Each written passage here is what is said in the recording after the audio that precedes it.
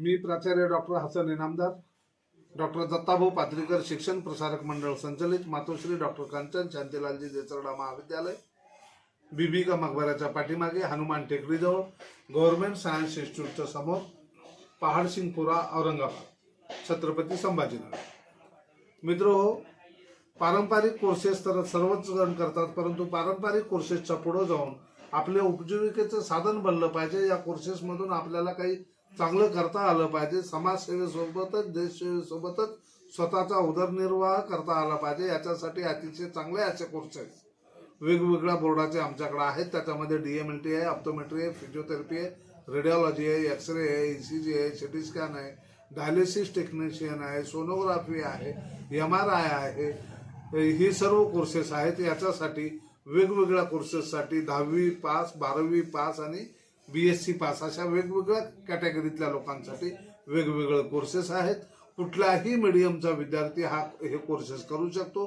10वी 12वी आणि BSc पास असलेले मराठी, इंग्लिश आणि उर्दू मीडियमच्या सर्व विद्यार्थ्यांसाठी हे कोर्सेस करता येतात।